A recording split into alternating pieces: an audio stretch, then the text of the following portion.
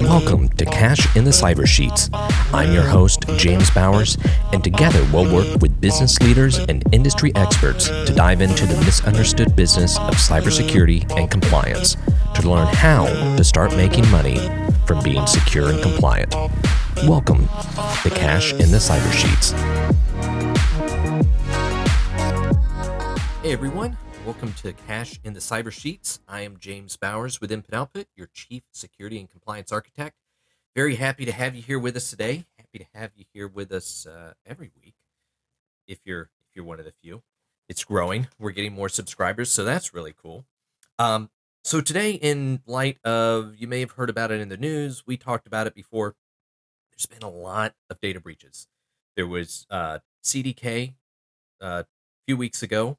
There was just the one with AT&T, which it's not a new data breach. It's been going on since 2022. They just found out about it in April and just let everybody know here, what I think last week.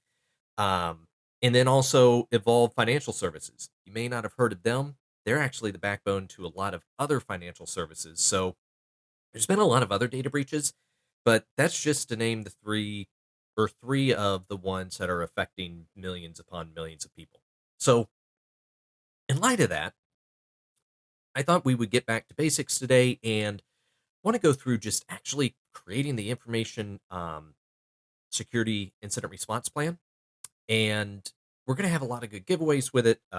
In the description, we'll be able to, a lot of the stuff that we're going to talk about today, I'll actually put in there. So like our ISIRT list, which we'll go over that, communication matrix, how to notify about an incident, also flyers that you can distribute to all of your employees. So a lot of really good stuff in there to help you if you don't have anything to really get you ramped up and get you going. And if you do have some things, probably add a little extra flavor and help improve it a little bit. So very excited. We'll jump into that.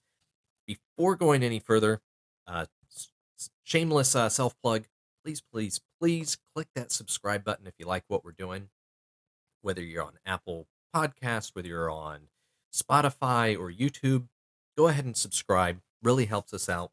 And drop us a line. Let us know some things you want to hear about. Also, kind of a cool new thing is I want to thank a couple of our sponsors that actually for quite a while now have helped us put together a lot of the information for incident response. That would be Infiltration Labs. We've actually had their owner, Brian Barnhart, on here before. We'll have him on again. But he gives a lot of great information about what it looks like when things happen. So when it hits a fan, Brian Barnhart with Infiltration Labs is phenomenal at helping you get the pieces put back together. And for the day-to-day management, Automate IT, they integrate IT with everything they do and have an excellent team that is always right on the spot. I think the last time we looked with them, they have a 5.5 out of 5.5 customer satisfaction rating. So pretty solid. But definitely check them out. Infiltration Labs, Automate IT. Thank you for all that you do. And now let's get into it. So incident response plan, incident response policy, data breach plan, whatever you want to call it.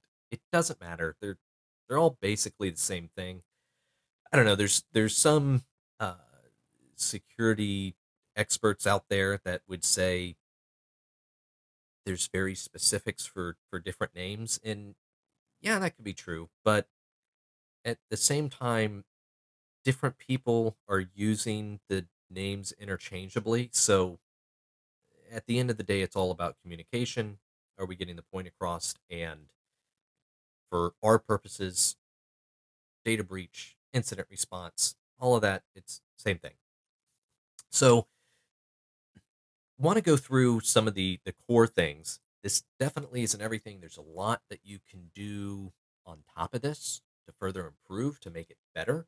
So I don't want you to walk away from here thinking we're not covering something, because we're absolutely not. There's other things out there. But for the absolute core, and especially if you're in a place that you don't have anything, how you can really kick it off, get things put together quickly is we want to first identify all of our ISIRT members. That's our Information Security Incident Response Team. Um, in some industries, it's the Computer Incident Response Team.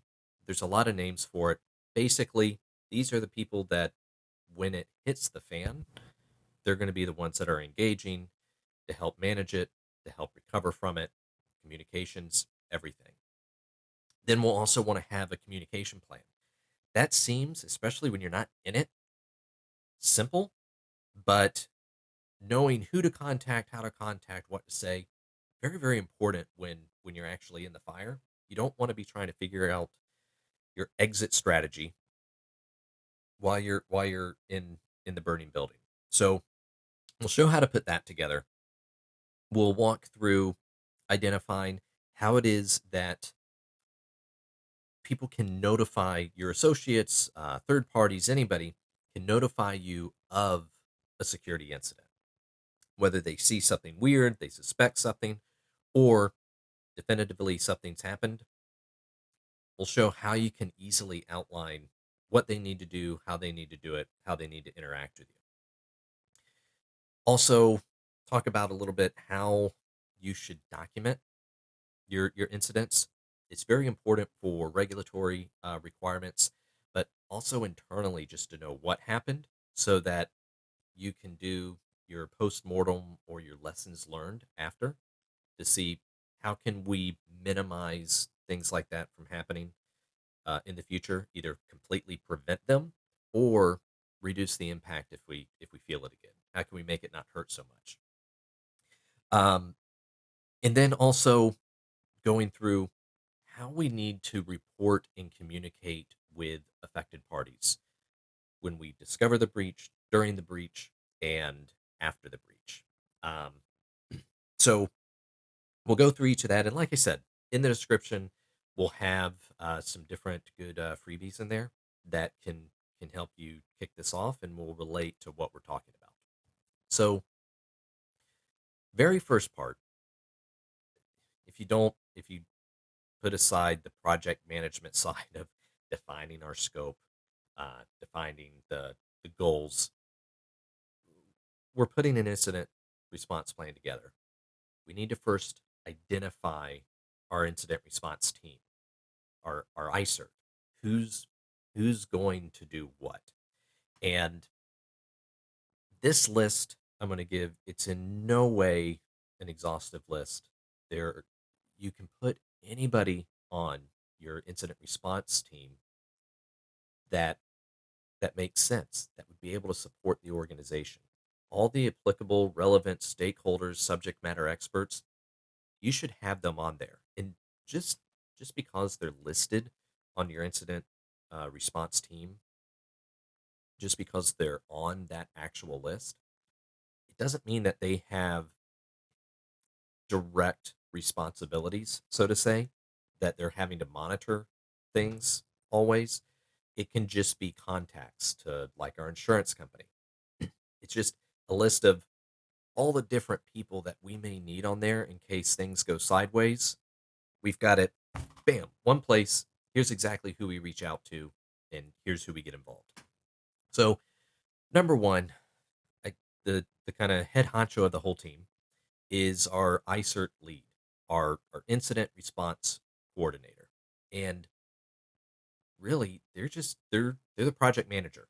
They're the ones that are going to keep the project moving forward, making sure the different members are following up on their parts, are doing the things that they need to do, following up with the different team members, and really just managing it all and keeping it moving forward. They don't necessarily need to be the most technical person, but typically the best person here is someone in your organization that is got great leadership skills and also good at project management. They've got some experience with it and they've shown that they're able to keep things moving. Last thing that you want to happen during an incident is for some to-dos to go out there, some requests to go out there, and it just gets stagnant. Nobody's following up. Nobody's giving what they need to, and now this team can't do what they need to do because this team didn't give them what they need. That's really where the coordinator comes in and helps keeps that moving. And if all they're doing is just staying on the phone, staying on the emails, hey, we need this, get this to this team, get this to this person, keep this moving, that's perfect. That's fine. That's all they need to do. Just keep moving the ball down the field. The next that we're going to have is in our ISIRT list, we have a lot of these separated because some of the organizations that we work with are larger and they have more specialized teams. Bye bye, bug.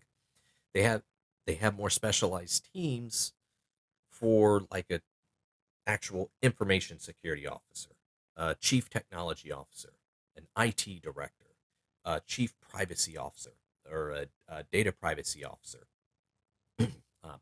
Potato in some cases. In a lot of organizations, this is all going to be the same person. Perfectly okay. Um, it's also worth noting that this can be external parties as well. So maybe for our executive technology lead, we just don't feel comfortable that we have those resources internally. We can basically sub that out to maybe it's our MSP provider, like Automate IT. Maybe they're going to be our executive tech lead, and we list the main contact over there or their top their technician who we would work with. That's perfectly okay. I would caution against subbing out your coordinator. That should typically be somebody internal that you can keep things moving. Or if you are going to sub it out, just have somebody internal over them just to make sure, hey, are you doing what you need to do? That's okay as well. But some of the ones that we want to list on here is we want to identify our executive technical lead, our information security lead. They're the ones that actually manage information security, typically the setup. That a lot of times is our chief information officer, our information security program director. Um, so that could be like the director of our ISMS, our information security management system, or our ISP, our information security program, or whatever you want to call it. Uh, each regulation, each standard has their own name. Uh, so good for them. But basically, who manages the information security program? Again, a lot of times this is the same role as like our chief executive tech lead or our information security lead. That's okay. Sometimes it's separate. And when it is, we just want to make sure we know who's managing what, who's who can help with the planning, who understands our entire environment from a technical point of view, who can update the policies and procedures, who can tie it all together. That's why we want to identify each of these. We also want to definitely identify our information privacy officer. That could be our chief compliance officer, that could be our data protection officer. A lot of different names for them. What they do, however, is make sure that you're following all the applicable privacy laws and requirements. So each state, they have different privacy and notification requirements, how you have to notify the state, how you have to notify affected parties. And that's going to vary not based on where your organization is, but your customer's area of residence. So where each customer has their residence, that information that you have from that customer is managed by that jurisdiction, typically the state. If you have clients that are on the in the EU, then you're going to have to follow GDPR. Okay, so the data privacy officer, um, the information security officer, privacy officer, they're they're managing all of that to make sure. Let me move that a little closer to make sure that we're notifying and following all the applicable laws, regulations, and doing what we need to in respect to personally identifiable information. Typically, if you are under HIPAA, whether you're a covered entity or a business associate, you need to specifically identify a HIPAA security officer. It is completely okay if that is the same person that's doing all of these other things. That is perfectly fine. But again, we just want to make sure that we have it, if we're covered under HIPAA, that has to be specifically documented. We also want to have a contact or contacts, multiple, for senior management. That doesn't mean that they necessarily need to be involved every step of the way. Some senior management teams, C level, want to be. They want to know everything that's going on, and they'll typically communicate that with the ISIRT coordinator, the lead, or the chief technology lead or chief information officer. Some C suites and senior management teams don't want to be involved. Either's okay, but we still need to list at least one contact that understands what's going on, understands their role, and at a minimum would be there to be able to make decisions, authorize things that the other team members can't do, whether that's like capital expenses, whether that's shutting certain systems down, um, whether that's communicating with law enforcement, however that is, we need to have somebody at the highest executive level that can make a decision on anything that we need to make a decision on. Next, that are good to have on there, and a lot of these now that we're listing aren't necessarily involved with you on a day-to-day basis. These may just be documenting the numbers and contacts of who to reach out to, but that way you have it all in one single place. But is your legal counsel, legal general counsel. I would list on the ISIRT each different type of legal support that you have. So if you have a general, if you have, say, for HR, if you have a privacy attorney, list all of them there. That way, when something happens, depending on exactly the type of incident, the type of event, you've got the information there to contact who's relevant. Um, but again, each incident, you're probably not going to engage or interact with each of these. The next is, this can be internal or external, but public relations. Who's going to manage basically what you put out there in the public, your communications? They'll typically work very, very close with your data protection officer and senior management to know, okay, what do we absolutely have to say? Data protection officer would probably bring that in. Public relations would say, okay, I, I get what we have to say. Let's say it like this because it sounds better. We're still following the law, but this helps protect some of our reputation, lets us save some face. Um, that's what public relations does, and they typically also have the contacts with news stations, with social channels, everything else, and they'll be able to, sometimes they just technically manage getting those um, communications out there.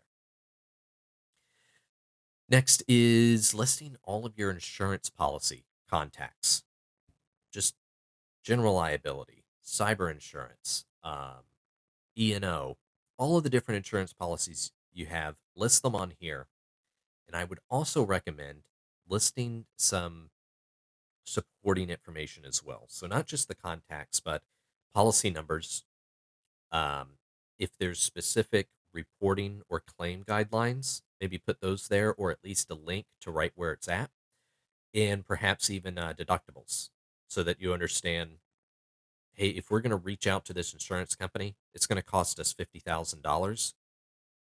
But based on what's going on, based on what our other ISIRT members have said, we need to go ahead and do it.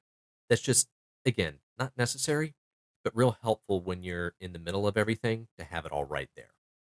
That way, that can sometimes save you one or two meetings to where when you're having your initial meeting, you've got that information already. You can discuss it, make a decision, rather than having to go out and get the information, come back for another meeting to then make a decision.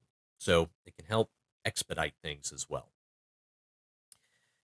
Also, good to list are any cyber response teams that you have.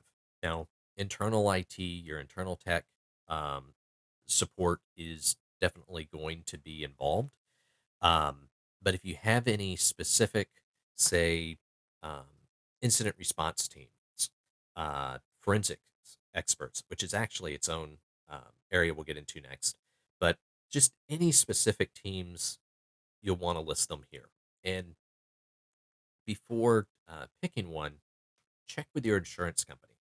A lot of times, if you have a cyber insurance policy, you've actually got to use the cyber teams, the forensics experts that they specify.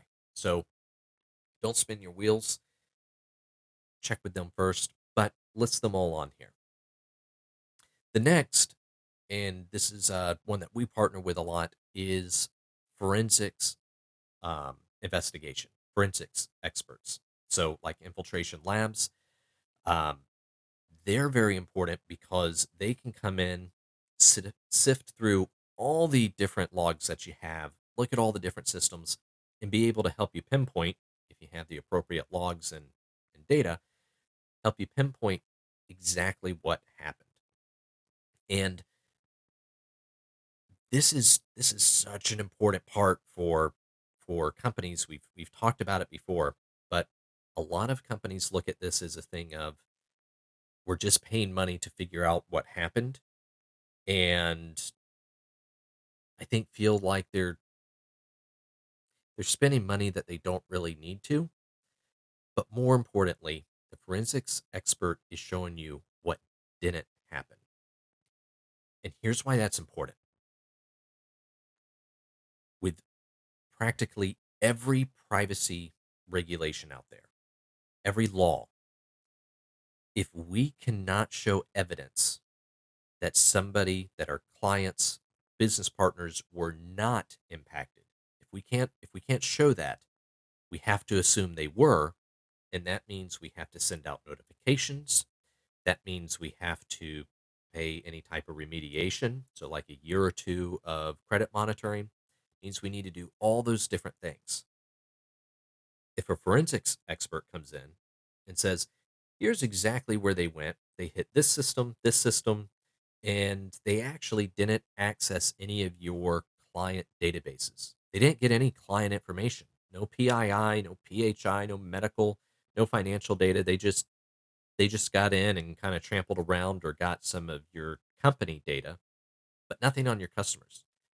Well, that means we don't need to specifically notify anybody.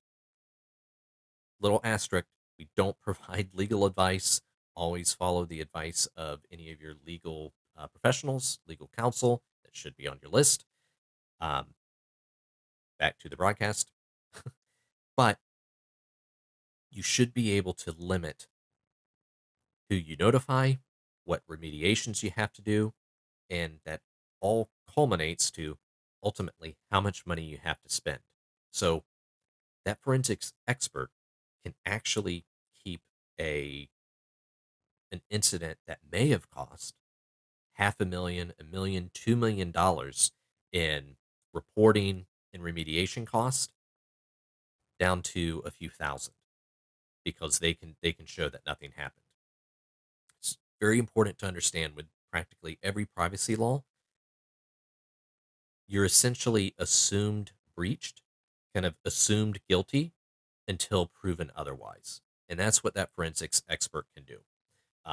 It's also very helpful because they can show you exactly how they got in, help you plug those holes, and also help to identify, is there anything else that's lingering? So very, very, very important. Again, though, just make sure to check with your insurance company before you choose one. Sometimes you have to use specifically who they specify. So just very, very good to check with them. And we do it on time. We're good on time. So again, that's our ISIRT. Not an exhaustive list. Put anybody in everybody on there that you feel is important.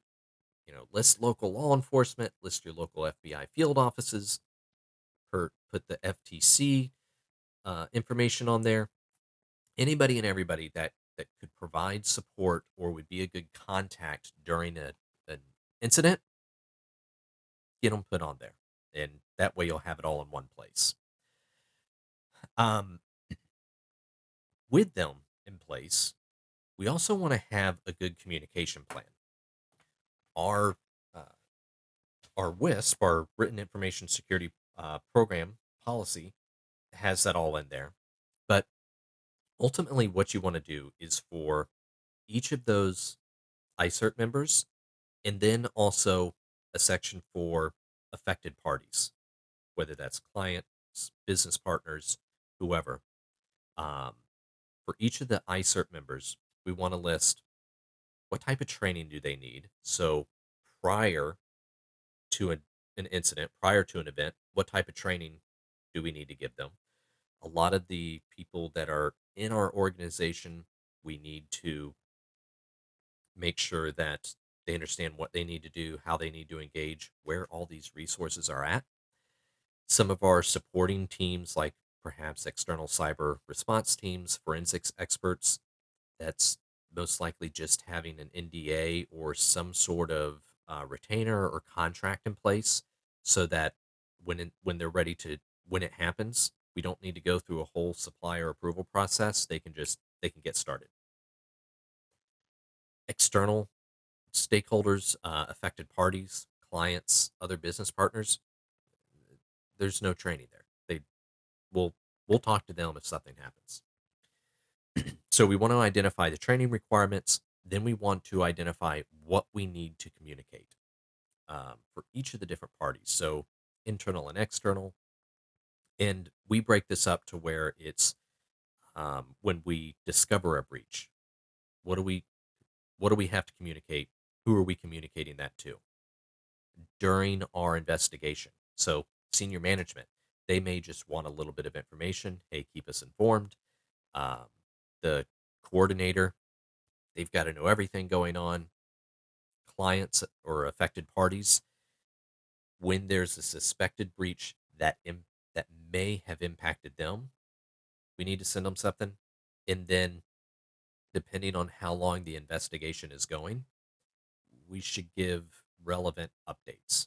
And a lot of that's going to be dictated by relevant uh, jurisdictions, privacy laws, privacy requirements. Um, but then at the conclusion, what do we need to provide to everybody? Our ISIRT team is going to be what happened, how it got closed out, and then like our lessons learned. How can we improve, avoid? For all the affected parties, it's going to be here's what we finally discovered, here's what the outcome was, and here's what that means for you. So it's good to have that all in a central matrix. And then the final part in that is just typically who's managing that communication. I would, with everything, name one primary person or one primary team so that you have one head on the chopping block. If you list, say, the entire ISERT or a lot of different people on there, that just turns into a situation where everybody thought that somebody else was handling it, so it doesn't get done. So keep that concise. General good uh, project management stuff. Very very technical term. So the next part is the notification. How and this gets confused a lot, and it's almost like double speak. Are we reporting, notifying that something's happened, or reporting out to people to let them know something's happened? In this section, we're talking about how do associates, how does anybody let your company know, let the ISERT know that hey, something ain't right, something's gone sideways. My laptop just got stolen, or my computer's not working right, or holy hell, everything's now encrypted. How do they need to reach out? And a lot of times, this will seem simple. Well, just send in a ticket or you just call. When you actually, if you go around and start asking all of your employees, we do that a lot because we do audits, you get a lot of different answers. So it's very, very important with this part, make sure to define that. And that can be simple. Always, always remind everybody human safety, paramount, be in a safe place. Human safety comes first, then data. Unless, of course, you're in some on the government side with certain top secret information that kind of flips. That's not a stab. That's understandably because it could affect a lot more people. But on the commercial side, on the business side, human safety comes first. So just always make sure to remind people, hey, if you're going to call in that the building is on fire, please make sure you're out of the building first. Make sure you're in a safe place. Um, then let us know. But provide a good email that they can send to. What email should this go to? Provide a direct phone number. Who can you call? And if you set this up as call your direct manager, that's fine. Make sure there's a process for those direct managers so that they know who to reach out to. Um, and if you have a portal, some companies do have an online portal.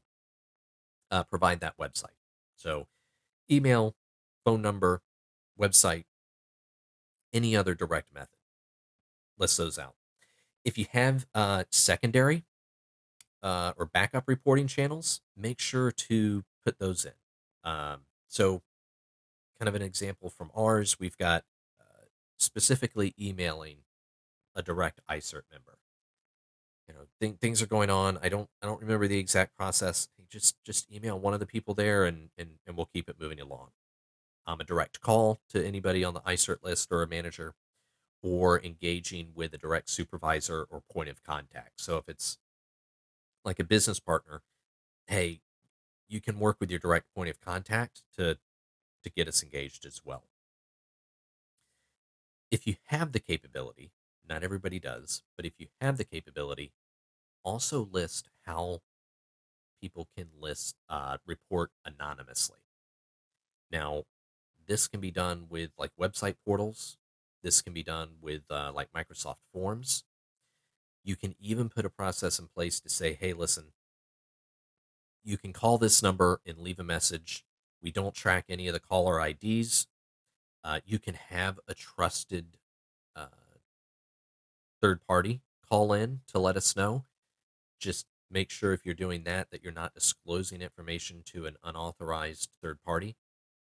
Um, there's a lot of different ways you can handle that, but it's good to have a way that people can report anonymously because then you can easily tie this into your whistleblower process. There's a lot of regulations out there that require anonymous whistleblowing. Uh, so kill two birds with one stone. Just do it as part of your incident response process, and then it's all easy, all done. So the next big part, and this could be an entire module, an entire few podcasts just on this, but the reporting to internal and external parties. We'll sum this up here. This is going to be driven a lot by legal, by your data privacy officer, by senior management, public relations. They're going to handle a lot of these things, but we should identify and have templates for discovery. When we see something that happens, how are we reporting to affected parties, internally and externally? What do we need to say? What information can we provide? Should we provide? And how's that going to be managed? And what's the time frame? Typically, it needs to be as soon as possible. A lot of privacy regulations give you up to 30 days. Make sure you work with your data privacy officer and legal to make sure you're handling that right. It's it's a jungle of different regulatory and privacy requirements. Some are 12 days, 15 days, 30 days, 60 days. Work with data privacy officer, legal, make sure you have that right. During the investigation, how you need to make reports. What do we need to update? Who do we need to update? Can we send something out saying, hey, we looked at it, you're not affected? Or do we need to send something out saying we've gotten to a point to where we see some of your data is impacted? We don't know exactly what, but here's the steps to take. Also, in these communications, you need to have contacts for who people can reach out to with questions. Finally, and this is where I don't want to say most important, they're all important. But this is typically what people focus on the most. But the conclusion, what do we have to send out once we've done our investigation, once we figure out everything that's happened? What do we have to send out? Who do we have to notify?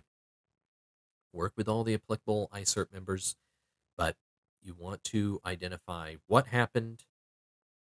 You don't necessarily need to say how it happened, but what happened, who's affected, what was affected, and what that means for them. And then also any remediation steps, anything that's going on. This is where your forensics expert can really help you out, because if they can show that a lot of your databases, a lot of information was not accessed, and that's a much better email to send. That's a much better letter to say, hey, somebody got in based on how we segregate everything and our great security practices. You were not impacted. Just wanted to let you know. We wanted to let you know not to worry and stay with us as we continue to build and rebuild our trust with you. Yada, yada, yada, public relations stuff. Much better letter than writing to say, hey, we have no idea what happened, so we're assuming all of your stuff was breached. That doesn't go over well. That loses a lot of clients. Um, Interesting to point out is I actually have seen where the reporting was handled very well. The ISIRT was working really well, so they identified what happened. They were on it. They were structured, where that actually helped their client retention.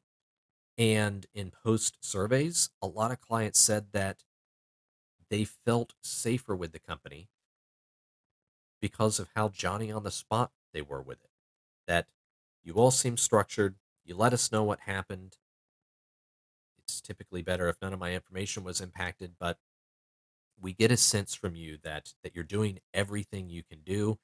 And hey, we're all human. We understand it. We all understand that data breaches are going to happen. So if a client can see that you're doing everything you can do, and also that you've structured it in ways with their protection in mind, it really goes a long way. So kind of dipping the toe into the risk management, opportunity management there, but it's not all bad. There are opportunities there. As we kind of get to the end here, let's see. We'll have the ticket format. You want to have a specific ticket format in there, and we'll actually have that again in the description. You can do that however you want, but just a basic documentation timeline that shows what happened, what we discovered, our assessment, our lessons learned, and then you can keep that on file with any supporting evidence. So if any regulatory bodies come in, you can say, hey, listen, here's our stuff, here's what we did, here's why we didn't send out a notification, because we have this evidence here showing we didn't need to. So that's very important. Something that a lot of companies overlook, however, is giving specific training, giving specific guidance for what employees should say to authorities or clients calling in. You can have a situation that's not a situation. It maybe somebody got into a computer, but it's not, they didn't get access to anything. Out of abundance of caution and a good security team, they shut things down for the day to say, really dive into it. A client goes to log in, they can't, they call in, and the employee picks up the phone and says, yeah, sorry, your systems are down. We had a major data breach. We'll be back up. We'll let you know when.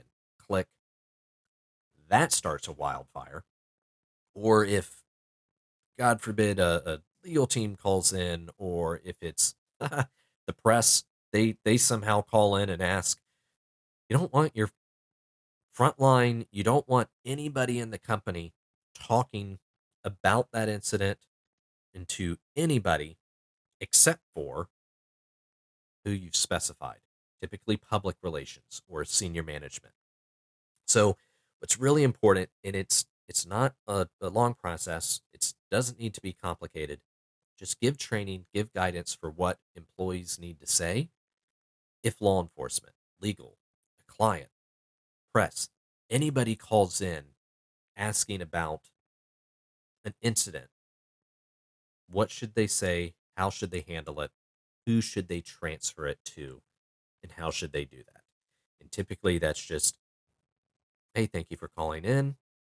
I don't have any particular information. Let me get you to the team member that does, or to the department that does. Give me just a moment. Let me get you transferred. I'll stay on the line until you get over there. Hand it off, and then you're done. That's it. You don't need to get complicated with this. But it's very imperative. Talk to your employees, talk to everybody about how to communicate when things are going on, so that you don't turn a bad situation into a worse situation, or a no situation into something, an actual situation. That's all incredibly articulate, and just some of the wonderful things that you get with listening to this show. But I think you get where I'm going with it. Very, very important. A lot of people gloss over it. That's going to be something that we're going to have again in the description. It'll take you to a link that'll give you the downloads for all this stuff. And it's just a really good structure.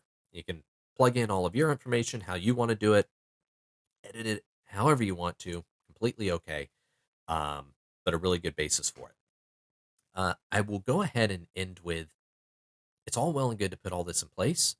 Make sure you provide training and make sure you communicate out to everybody.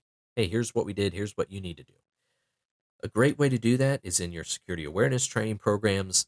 Also, and we'll have it in the description, but we create a flyer that just has some of this relevant information on it, and then put that right in high traffic areas, in the break room, and in the copy room, anywhere that somebody can directly see it. It's a big red flyer that says, basically, if you see something, say something. Here's how to do it. Here's who to do it to.